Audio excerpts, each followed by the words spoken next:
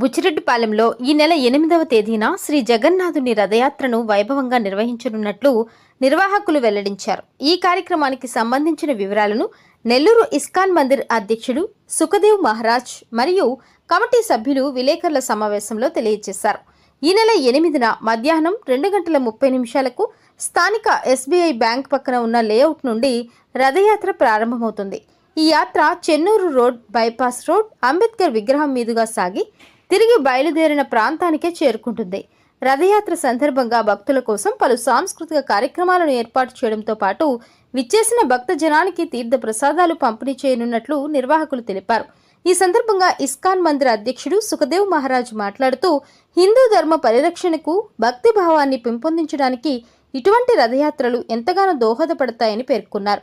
భక్తులందరూ విశేష సంఖ్యలో పాల్గొని ఈ యాత్రను విజయవంతం చేయాలని పిలుపునిచ్చారు. ఈ సమావేశంలో ISKCON temple manager Rajasekhar Das, committee సభ్యులు చింతా శ్రీనివాసులు రెడ్డి, గుబ్బా లక్ష్మీనారాయణ, లక్ష్మణ్ బాబు, కృష్ణారెడ్డి, చక్రధర్ మాధవ్ తదితరులు పాల్గొన్నారు. 15 ఏళ్ల నుంచి నెల్లూరు, గూడూరు, కావలి, సుళ్ళూరుపేట, నాయుడుపేట మెయిన్ పట్టణాల్లో రథయాత్రలు చేస్తూ ఉన్నాం. కానీ మన మండల స్థాయిలో రథయాత్రలు చేయడం ఈ మధ్యన ప్రారంభించినప్పుడు దాంట్లో భాగంగా మన బుచ్చిరెడ్డిపాలెంలో మొదటిసారి చేయడం జరుగుతుంది. అన్ని మేము గమనించినటువంటి ఇతర మండల స్థాయి రథయాత్రల్లో కంటే ఇక్కడ బాగా రెస్పాన్స్ బాగా ఉంది. మేము ఏ గ్రామానికి వెళ్ళినా కూడా మేము ఒక నెల నుంచి చుట్టూరు ఉన్నటువంటి 10 కిలోమీటర్ల పరిధిలో ఉన్నటువంటి గ్రామాల్లో అంతా కూడా ప్రచారం జరుగుతూ ఉంది. ఎక్కడికి వెళ్ళినా కూడా గ్రామాల్లో కానీ మన పట్టణం టౌన్లో కానీ అందరి యొక్క ఉత్సాహం మాలో ఇంకొద్దిగా ఉత్సాహం పెంచే విధంగా ఉంది. అందరూ కూడా చాలా పెద్ద సంఖ్యలో ఈ కార్యక్రమంలో పాల్గొంటారని మేము ఆశిస్తున్నాము. అందుకే భోజనాలకు కూడా కొద్దిగా ఎక్కువ మందికే మేము ప్రిపేర్ అవుతూ ఉన్నాము. తర్వాత ఈ రథయాత్ర బాగా విశేషంగా ఉంటుంది. ఆ కని విని ఎరుగని రీతిలో అంటారు.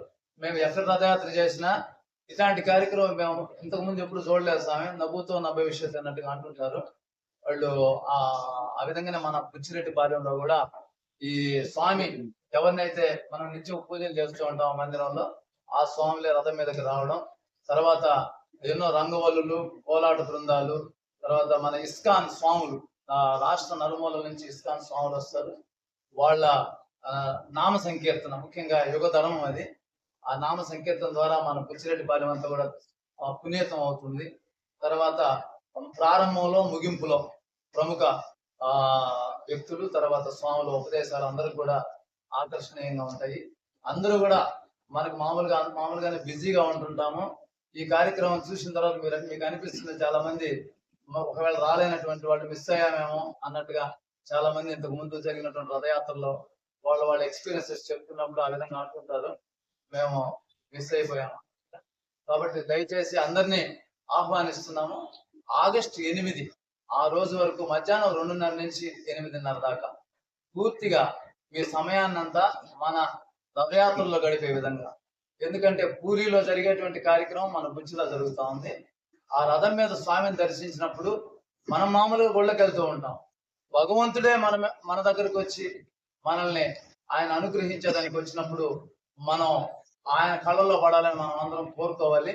కాబట్టి ఈ విధంగా భగవంతుడు నామ సంకీర్తనలో పాల్గొనడం, తర్వాత లోకల్ గా మేమందరికి ధన్యవాదాలు తెలుపుకుంటున్నాం. RSS ఆ టీం వాళ్ళందరూ కూడా మేమందరం వందల సంఖ్యలో వచ్చి ఈ కార్యక్రమం ఆర్గనైజింగ్ దాంట్లో మేము సహకరిస్తామని చెప్పుకున్నారు.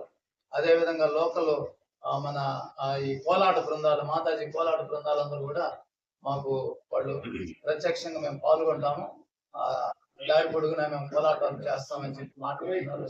అందరికీ కూడా ధన్యవాదం. ఉత్సాహంగా అందరం పాల్గొని మన బుచ్చిరెడ్డిపాలెం గర్వించే విధంగా ఈ కార్యక్రమాన్ని జరుపుకుందామని మీ అందరినీ కూడా ఆహ్వానిస్తారు. ఈ వీడియో గురించి మీ అభిప్రాయాన్ని కామెంట్ రూపంలో తెలియజేయండి. అలాగే లైక్ మరియు సబ్స్క్రైబ్ చేయండి.